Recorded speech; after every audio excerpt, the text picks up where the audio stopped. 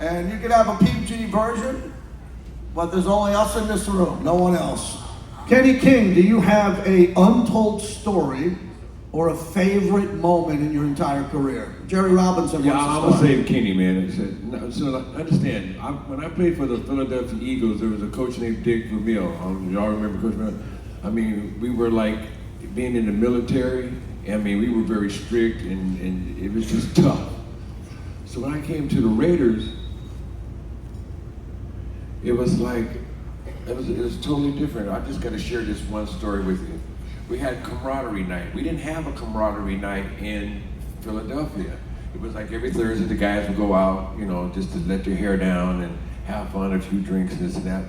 So my first camaraderie night with the Raiders, Jeff Barnes tells me, JR, pace yourself, pace yourself. I said, what do you mean pace yourself? He said, you know, eat a little bit of this and eat a little bit of that as we go around in 3 or 4 different places. Pace yourself. I'm like, yeah, I ain't worried about this. So at about the 3rd place that we went to, the establishment that we went to, we had been drinking and stuff like that, I'm sitting at the table with some of the teammates and stuff, and I started getting a little rocky like this boat. I started getting a little funny. So I was trying to be all cool, right? So I stood up and Double D, Dave Dalby said, JR, where you going, man? I said, oh man, I'm just stepping outside just to get a little fresh air. So I stepped outside, and when I opened my eyes, it was pitch black. And then all of a sudden I heard this sound, and I looked to my left, and there was a car light going down the street. So as I rolled out from under the car that I had passed out under, because I didn't pace myself, I'm in Santa Monica, and I'm standing on the street, and it was downhill too. So anyway, I was lucky to get out of that, so I got out. And so Dave Dalby came over to me and said, JR, he said, you all right, man? I said, yeah, man, I'm just getting a little fresh air, bro. That's all it was. So Dalby walks up to me and he says, really? So he starts pulling off branches and leaves and shit off my shoulder. So that Friday, this is a true story, that Friday we came into practice, right? I get to practice and my helmet had leaves wrapped around it and branches shit, and that white electrical tape, that tape and stuff had Bushman on the shit. Gave me a new name, and then they had taken my locker and put a big X on it and put Bushman. It had leaves and dirt and shit all over the place. And if I had listened to Jeff Barnes, he tried to warn me. He said, pace yourself, pace yourself. Now that's a great untold story. We've never heard that one. Napoleon, how about you? Let's get you involved here early. Do you have a favorite moment or an untold story that maybe the fans haven't heard before? You know, I was thinking about untold stories, and I guess I was just thinking about, like in my life, I've done a lot of fantastic things and a lot of things to get remembered for. And the worst one was my injury that took me out of the league. And, you know, just everybody would come up to me and talk to me about that injury and stuff. And so it's weighed on me for a long time. But now I got a new great story, is that how I helped the Raiders get to Las Vegas and finally get their stadium, and how the Raiders have just helped in the community. And so those are just things that I'm proud of, and a great untold story, because I never let anybody know how, man, I hated to leave the Raiders.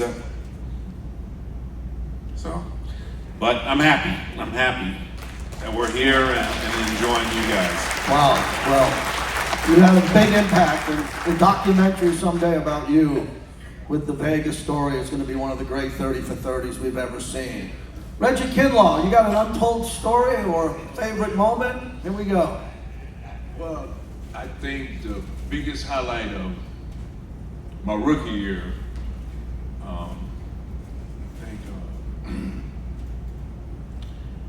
during my rookie year, after practice, me and Willie Jones used to room right next to Art Shell and Gene Upshaw. And we had this other guy, Joe Bell. He was our roommate. And after practice, remember the little turntable and stuff?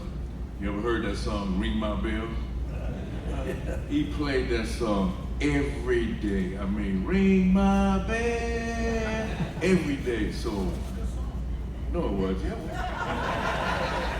So one day, Uppy, because we had jointed rooms, and he told us the middle door, do not ever lock this door, rookies. That's what they told us. So he comes in there.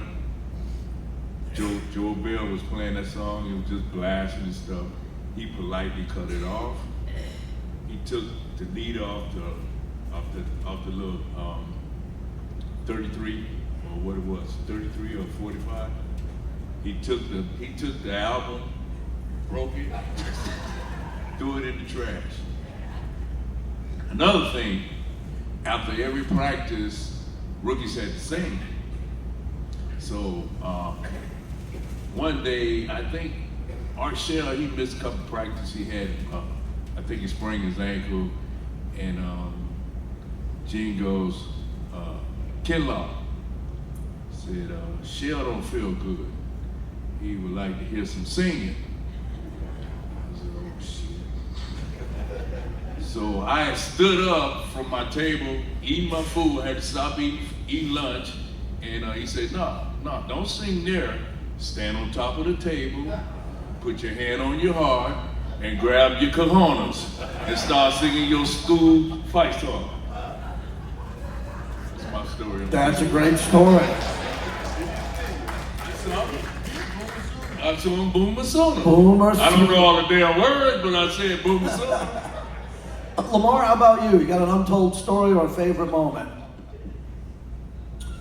Well, you guys heard Big Lincoln Kennedy earlier say he had a rookie give him a little issue, so he came out with his car, on cinder blocks.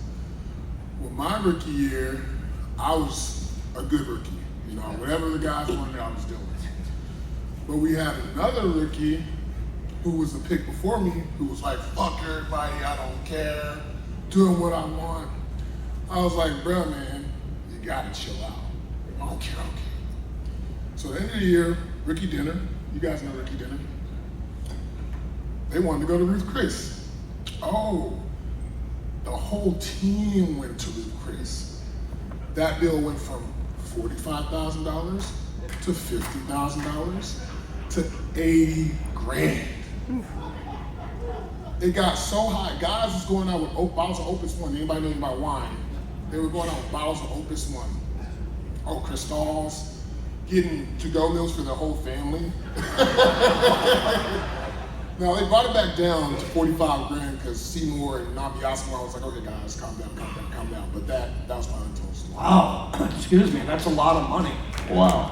All right, Killer, I've been waiting for you. Henry Lawrence, you have an untold story or a favorite moment, Killer, go ahead. What was the question? Untold stories. Okay. One of my favorites is not even playing football. It was about growing up. I had no clue about no NFL. All I knew about was maters and taters. So, migrant farm worker, we went up and down the road doing that. So, when I got drafted, we playing ball, and I was in a migrant program with the kids, but then I was too big to go to the college, Geneseo State University. I had to go to the field and pick more maters and taters. But the lady, her name was Dr. Gloria Material, who we had an affinity, she was a big fan. She went to every Super Bowl. So we got to play in Buffalo. So we got ready.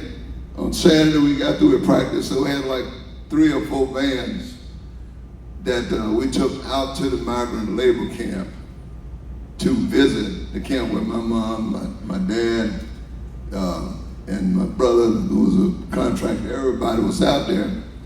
And we took 30 tickets. And we went and had, the winos, I used to drink wine with them too. And this one guy was crying. And so we get ready to go through this, and so the guys are coming in, I think Art Shell, Upshaw, and it's a Killer. I said, yeah.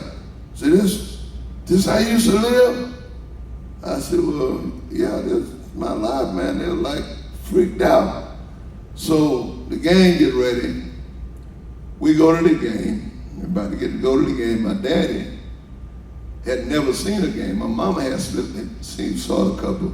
So they went to the game and he lost his ticket. He went to the bathroom and he came by the house later on after the season. And my dad was like a real deep voice. He was gambling. So he went to the bathroom and he couldn't find his seat. He didn't have his ticket. He said he sat down in the aisle and said, the attendant said, well, sir, you're gonna have to move. And my dad had this thick voice and he said, young lady, my boy been playing football all his life, and I ain't never had a chance to see him play. And I'm gonna sit right here and I'm gonna watch this game. And they said, oh, okay. So they eventually found him. But that was one of the most, for me. But the other was my mama and my stepdad. Bill Richardson was a great Raider alumni and lived with everything, him and his wife, Mary Ann. And so we do a trip down there to Puerto Vallarta, but I had started a company. And they were going down, and I couldn't go, so I had my mom, she wanted to go, so her and my stepdad, they went down to Puerto Vallarta. And they had a ball out on the ocean, and the same ocean we was sailing on. And so they got back, and so they're getting ready to do another one. They said, Carl, Henry, you think Mr. Thomas want to go to the again? And so I called Mother. I said, Mother, I said, you want to go back down to Puerto Vallarta with Bill and them? And she was like one of the matter of fact kind of people. She said, I don't think so. I said, well, why you don't want to go? But she said, we was out on the boat on the water, and one of them husbands sat on Stoney's lap, and she had her titties hanging out, and she ain't had no top on, and I started to grab that heifer by her hair and throw her in that water. And she said, no, I don't think I want to go back down there, because if I do, I'm going to throw her in the water. So it wasn't a football story, but I had to tell that story. Yes, you had to tell I got that. a lot of them, but I'm not going to tell y'all the story. All right, Roland, you jump in. Do you have a favorite moment, Roland, or an untold story, please? Sorry for making you follow that, but you Shut up. That was awesome. All right, well, since we sharing, I'll tell y'all the story about my first few hours as a Raider and meeting Al Davis for the first time. So, that was great. So, I get traded from the Rams to the Raiders. What people don't know is when you get traded, it happens real fast. I was lifting weights in St. Louis. I went up to the meeting. Ro, you got traded. The flight leaves in 3 hours. I'm out. I get to Oakland. I get off the plane, and there's like a little guy, Al Locus Al, he's meeting me on the tarmac. And I was like, wow, he can get all the way to the tarmac through security. This is the Raiders, right? Get in, great conversation. He takes me to go meet Gruden.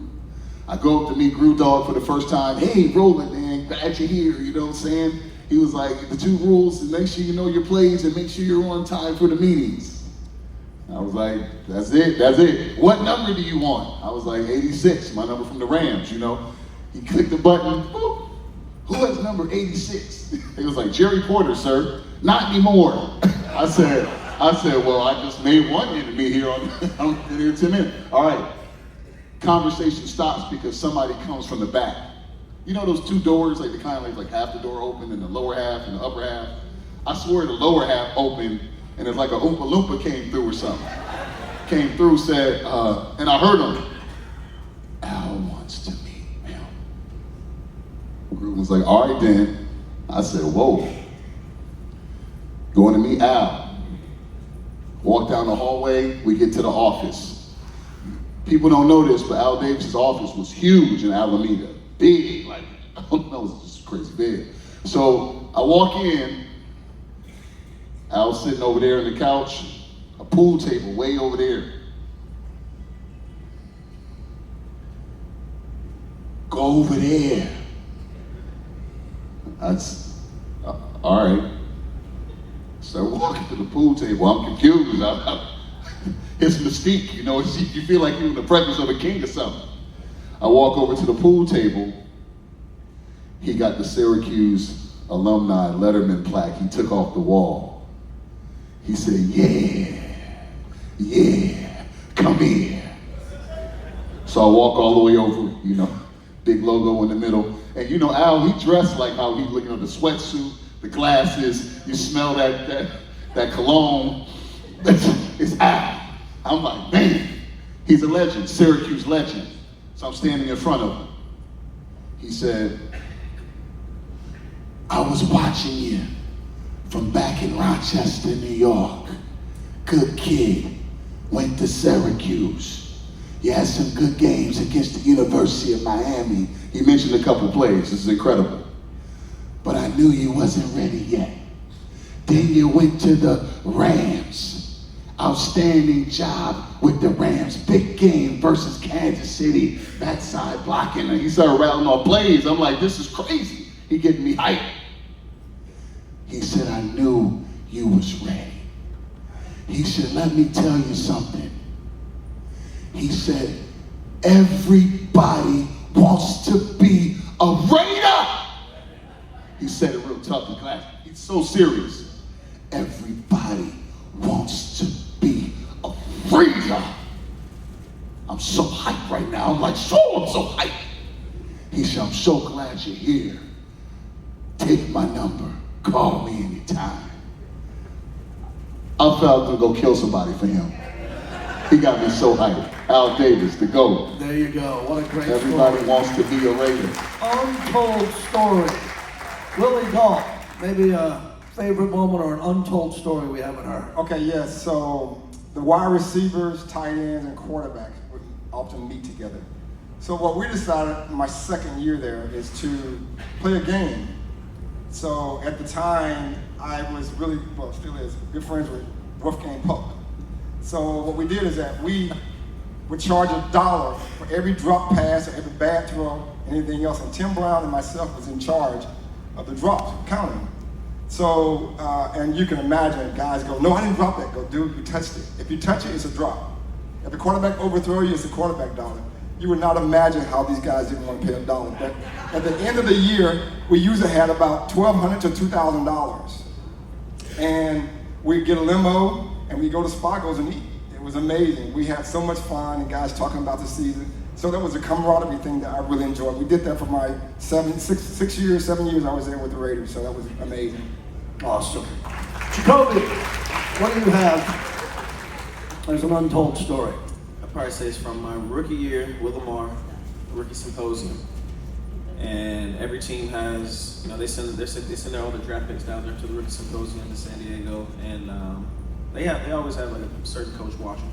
We had Willie Brown take us. So rest in peace, Willie. So Willie, we're sitting out there, everybody's enjoying the symposium, golfing, swimming, going to do all these other things. You got myself, Lamarr, all the other draft picks up on this big patch of grass, just doing one-on-ones, watching all the Seahawks over here just hit golf balls. And we're just like, yo, what is going on? Why are we working and they're just playing?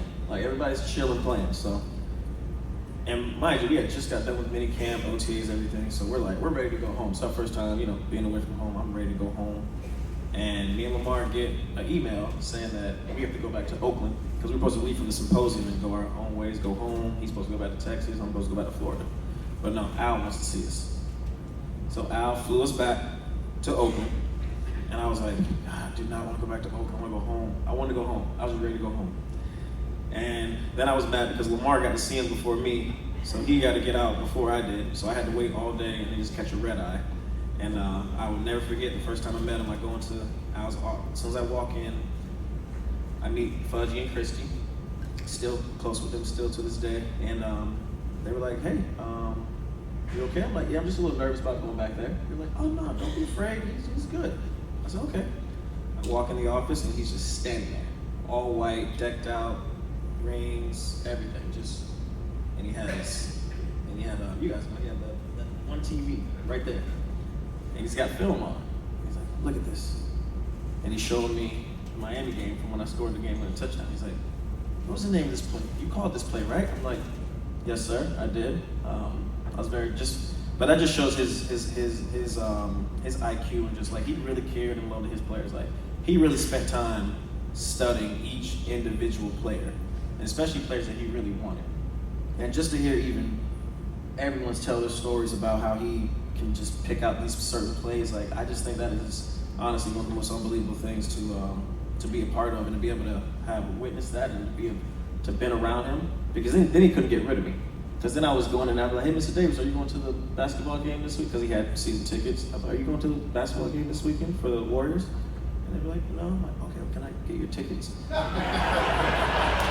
So everybody's looking at me like, oh, you got money. You got courtside tickets. I'm like, yeah, little do you know. This is our Mr. Davis here, so I always appreciate it. Willie B. And then Willie B, we were having these little breakout meetings, right? And somehow we got onto it where we had the Seahawks in there. So Golden Tate gets up, and Willie was just going through some things, and Willie was like, come on, cocksucker. And he gets up there, Willie gets in the stands. Golden does a real move. Willie still had it. Willie said, come here, cocksucker. Jacked him up, and I said, and we had all, and Lamarr went, grabbed Willie, picked him up, took him out, and man, it was just like one of the great things. Just never forget, man. There you go. We'll do Donald and Grant back to back here. Untold story, favorite moment. Probably my favorite moment is 2016 when we clinched the division against the Chargers in San Diego, and you know how our games are in San Diego, right? It's all Raiders. So we clinched that after so long and all those playoff droughts and everything, and we ran around, me, Khalil, Derek Carr, we ran around the stadium just, clapping all the, shaking the fans' hands and stuff, and just that joy and, finally, making it, like, it just felt good. And then my untold story is, in 2017, I broke my foot. I broke like 4 bones in my foot, 2 of my Liz Frank ligament. And I was on the ground, the first time I ever got hurt. I started 170 straight games till then. So it's the first time I ever got hurt, so I tried to stand up. And I put that weight in there, and I went right back down. So I remember this, H-Rod, the trainer, he used to call me Unc, because I was one of the oldest guys on the team. He used to call me Unc. So they came and checked me out while I'm laying on the field, timeout. And H-Rod looked at me, he said, Unc, you want the good news or the bad news? I said, I want the bad news. He said, you fucked up. I said, so what's the good news? He said, I got the cart on the way. I looked at H-Rod, I said, didn't Kobe walk off? And H-Rod was like, let's get Unc up. So they got me up, took me to the little cart, the blue tent, examined me. So by that time, they called the cart away. So now I know the doctor told me my foot, I'm done. So in Alameda, we have 4 stories to get back to the locker room. My foot's like this. So all the adrenaline's gone now. I get up to that first, set of stairs. I look at H-Rod. I said, why the fuck you let me walk up this shit? He said, you said Kobe did. I was so mad that, because it was like, I was so mad because I had to get up like 4 more flights of stairs, and I was in so much pain. It's like my foot was just, but now that's a little untold story. I wish I would have took that cart though. You know he talking about me, right? I'm the Kobe that walked off, because I had the same foot injury. Yeah, that's unbelievable. Grant, what do you got for an untold story? Well, first of all, I love all this. Hearing these untold stories with Raider Nation is what it's all about, JT. So, a couple of them. One, you have to understand, my father played with the Raiders, and so I had a lot of unique bedtime stories, right? And a lot of unique bedtime stories like the Immaculate Reception, comeback games, Miami. One of the stories he told me, I didn't even know, we all mentioned Arshell. He was drafted in the first round, right? And he was telling me, Arshell had a great year that year, and Al went to Arshell and said, hey, do you have any players like you? And he graduated from Maryland Eastern Shore. He said, yeah, we do. You need to go check out Gerald Irons, which was, my dad was actually teammates with Arshell at Maryland at Eastern Shore. I didn't even know that, right? And it was just to see how far back everything goes back. Arshell, a lot of his teammates that I'm here. I mean, I'm literally sitting with, my dad's teammates, all right here. So that's one story. The second story is, I would say 35 years ago, a moment truly changed my life. The Raiders played the Houston Oilers in Texas. I live in the Woodlands, Texas. It's about 45 minutes north of Houston. And that weekend, I remember my dad telling me, hey, we're gonna actually, I got a surprise for you. The Raiders were playing the Houston Oilers. It was Houston Hilton. That's where we stayed. I remember my dad brought me up to the hotel the night before the game. Got a chance, I saw Bob Golick. Got a chance to see Howie Long. We actually took me up to Arshell. Arshell was the coach at the time. He had a 2-story suite. And I remember that day of the game, after the game, he brought me into the locker room. And I remember walking into that locker room and seeing so many legends, so many players, Bo Jackson, Marcus Allen, and believe it or not, actually Willie Gault. I remember him shaking my hand. I'm like, man, it's Willie Gault. So to be here at this moment, it's kind of like a full circle moment. To be here, like I said, with so many legends, it's amazing. So those are some of the stories that, I just remember that really stick out. And you gotta understand, like, a lot of these legends, a lot of these players that are here, they were the inspiration and motivation of when I was in high school and college, going to Notre Dame. They inspired me. So I'll forever be grateful and appreciative to these gentlemen up here. Nicely said. Jeff Barnes, one more for you.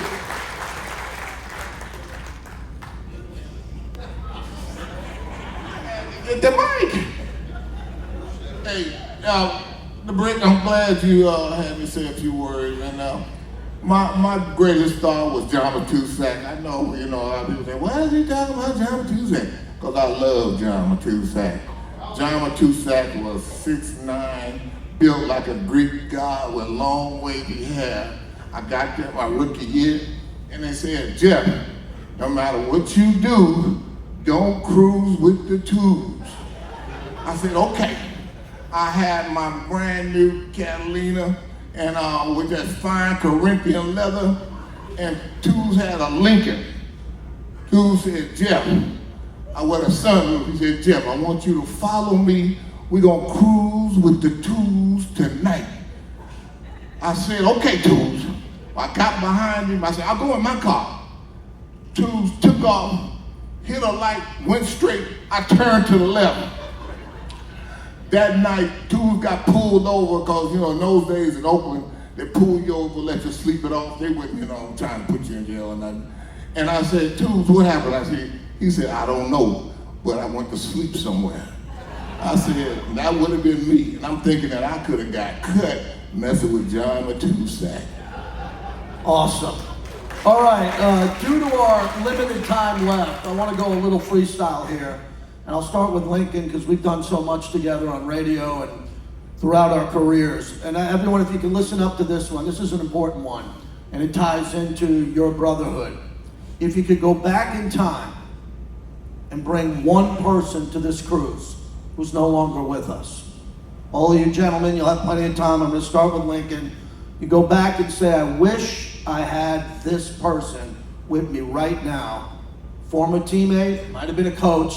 Someone would have enjoyed this moment with you. I'll start with you, Lincoln. Former teammate, close friend of mine, lost his life in 2016. Mo Collins was my guard. And, what Mo and I did, we had so much nonverbal communication because we had such a tight relationship, such a tight bond. We clashed when Mo first got drafted from Florida. We clashed. Al Davis pulled me over to the side. He's like, I want you to train this young man to be like you. And Mo rejected everything I did to him. Everything I tried to help him. Well, why you over here? Company man, why you over here? Just because I used to go up and talk to the coaches. I knew the game through and through. I knew the business side. I knew the coaches. So he thought I was a company man. I'm like, look, man, I'm just trying to help you. You don't want to listen to my help? Fuck you. It is what it is. But as he's progressing his career, he's seeing that I get it, and he wants to get it. And so when they moved him from tackle over to my right guard, and Rolo can attest this because Rolo was my tight end, They knew how I was about run blocking. You don't come over this side unless you're prepared to knock someone's head off. We're gonna do it. We're gonna do it. We're gonna make a habit out of it. So Mo, with his gritty and savvy nature just in himself, he loved it. Since I was the captain of the offensive line, I created our own little fine system where if you would get a guy on the ground, cut him down, you would get some money in the jar. The money would be added in the jar for you, in your name. And so between him and Frank Middleton, my other guard, they used to run around the field just cut people. Just let them run. Wasn't even in the play, just run around here. Link, you see that? I got it. Get me on the book. And when we watch film, Link, you see that cut down? I'm like, man, the play was on the other side of the field. He's down. There's no cap. You got to get it. But Mo Collins, after he retired, I remember leaving the field, and I remember walking off the field, and when I was beat up and injured, and I knew I was done. I knew Mo was on his way out, but I could see in his eye he still had some left to prove. And he's like, Big House, don't leave me, don't leave me. We became even closer after we left the game. And then when he passed away from diabetes failure, kidney failure, it crushed me. I'll never forget the day in October. We were in Cleveland, going to play the Browns.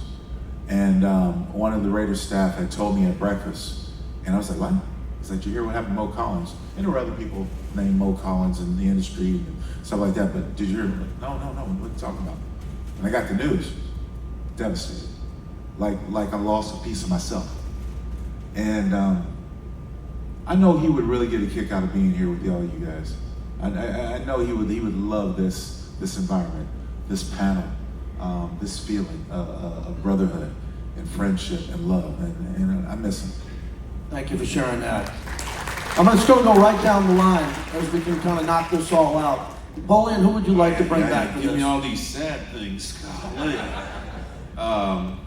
One guy, he was ahead of me, Steve Smith. So just an awesome fullback, tough guy, guy followed around and a great father. So he went through a whole lot. Yeah. That's Thank all you I for want. sharing that. Sure. Willie? For me, my first year, we're in training camp. We had our first break, and then we're able to go home. So a guy named Stacy Turan, not sure if you know him, but Stacy Turan was a defensive back. He was driving home, and one block from his house, he had an accident and died. That was tragic for me because I had gotten to know him, and we were friends. It was just a devastating thing. So he was a good guy. Thanks for sharing that. Lamarr? For me, it's odd because I didn't play with him, but I wish Willie Brown was here. You know, he taught us rookies about what a Raider was, and how to carry yourself. He was a tough son. He was tough SOB. So, you know, I miss Willie and love him dearly. And I wish he could do The great Willie Brown. Jacoby? For me, I think, and it might take some of DLG's guy, but because I think it's just something about me that kind of reminds him of this guy, and it's something that Ali said. You know, he's like, "You're gonna be my next Cliff Branch," and I think Cliff's somebody that would have definitely enjoyed this trip. And I used to always pop up at that Raider image and always see him there doing his signing. So that made sense whenever I heard the story of him going around doing the signings. I used to always wonder why he was always just right here in front of this Raider image at this Walmart where you can get everything. And I say everything. If you want a dog, you can go up there and go get it. Like literally everything. But Cliff was definitely somebody I think would definitely enjoy this. Thanks for mentioning the great Cliff Branch. Donald? Well, mine's not a player. I'm gonna be quick, but my mom passed in 2018. I wish my mom would be here to be able to see this and enjoy this because she would love stuff like this. And the other one is I never got to meet him. I wish I did. I wish Al Davis.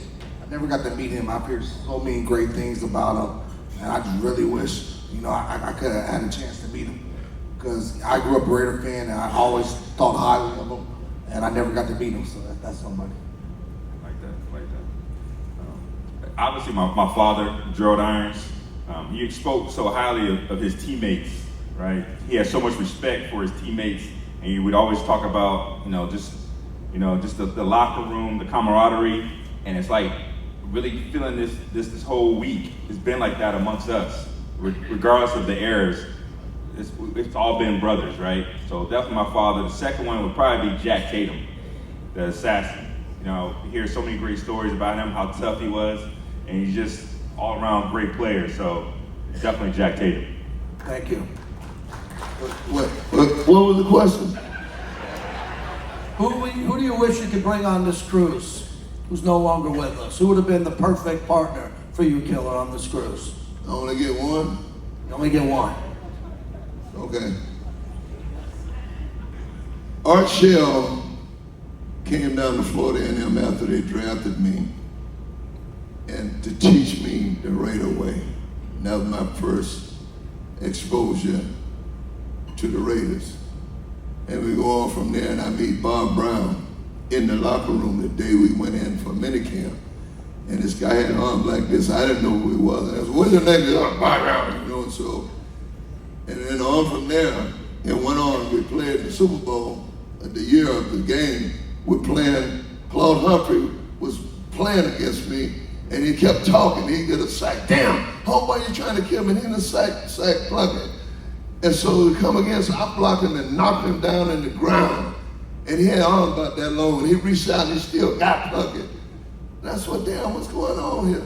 So then, bam, he had another sack. Damn, homeboy, you trying to kill me? So after the game, they beat us. And he comes up to me and he says, look, homeboy, he said, I've been watching you ever since you've been in the lineup. He said, you've been the best tackle in the league. You've been getting fucked.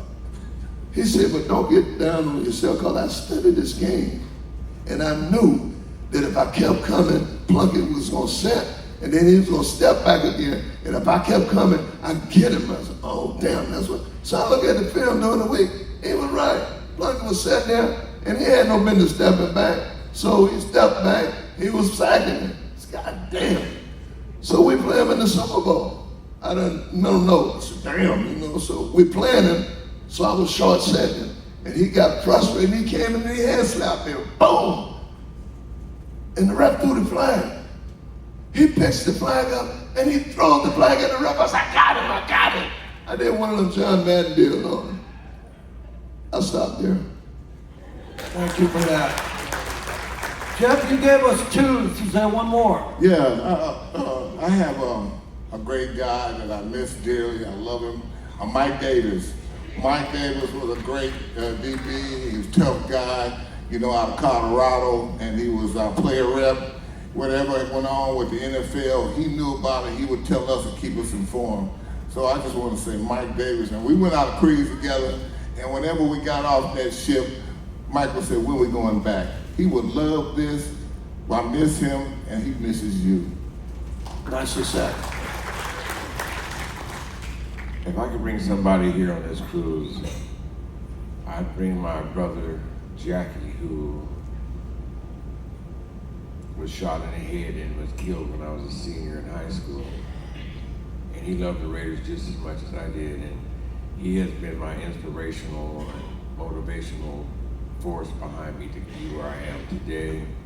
And I just, you know, I miss him so much. You know, I was 18 years old when I haven't seen my, you know, I'm 68 now. And the first person I'd bring would be my brother, and the second person would be Mike Davis. JB hit it, it would be Mike Davis. So, you know. Thank you.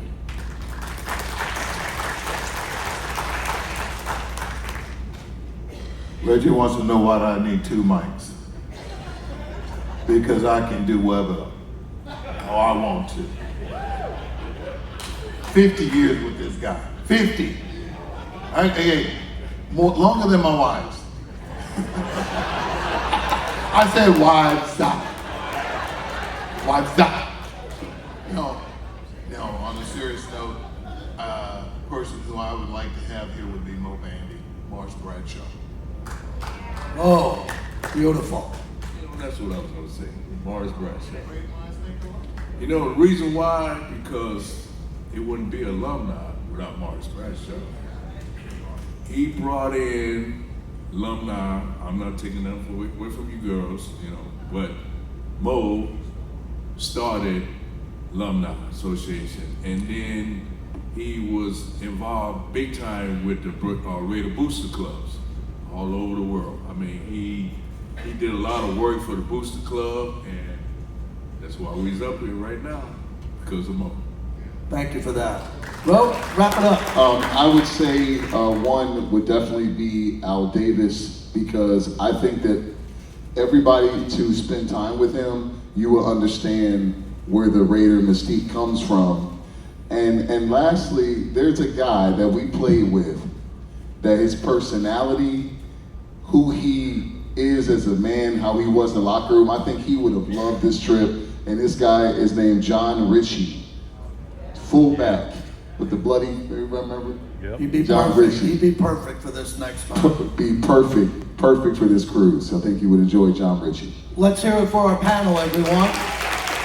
All right, so before we make a couple of closing comments, why doesn't everybody stand up to get our final photo op of all of our alumni once again, who took time out of their schedules to be with us and the fans here. Your Raider alumni, everyone.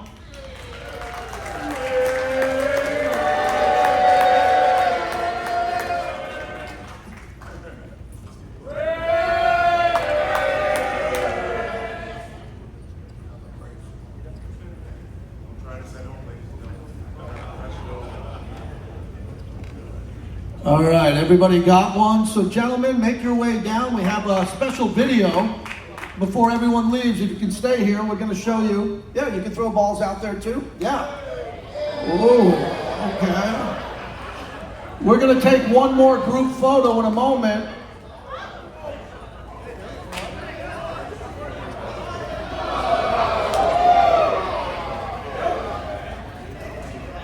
But right now, as we get all of our alumni, we're going to take a group photo in a moment, but we're about to give you some breaking news on where we plan on going next year.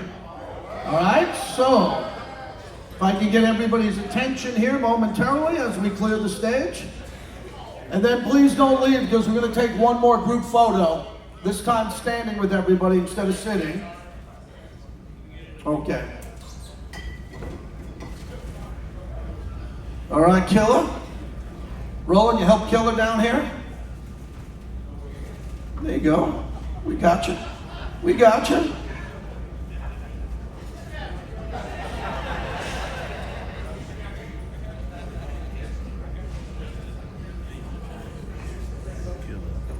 And Henry Lawrence will be performing tonight, everyone, so get ready.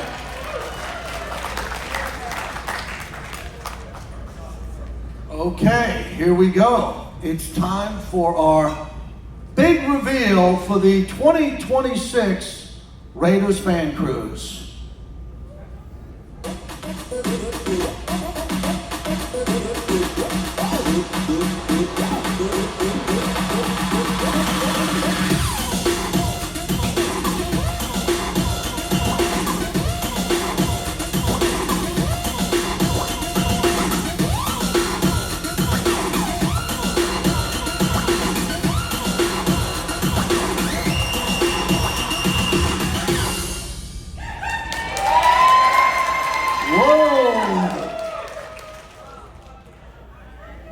There it is, Los Angeles, day at sea, Santa Catalina, Ensenada, back to Los Angeles. And please, everyone, put that in your calendar. It'll be March 2nd through the 6th. It'll be 5 days and 4 nights. And we'll remember our, 7 nights? Kind of 8 days if you were there at the first hotel meeting, which was really special. So that's it. If you can screenshot that, that'll be our trip. That's our 2026 Raiders Fan Cruise reveal. And as I'm here, I'd like to get Robert, again, Kerry, and Amber to please stand up as they put this cruise together for all of us. I want to thank the entire team, the Seaside staff. They're part of our Raider family now. They did an unbelievable job, so we appreciate that.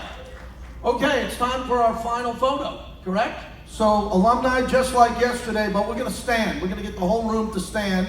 So we'll start with the alumni here in the front, and then everybody please fill in. The photo will be taken from the stage just like yesterday. Have your gear up, if you got a flag, your hats on, and this will be our final photo. Also tonight, the theme is tropical for the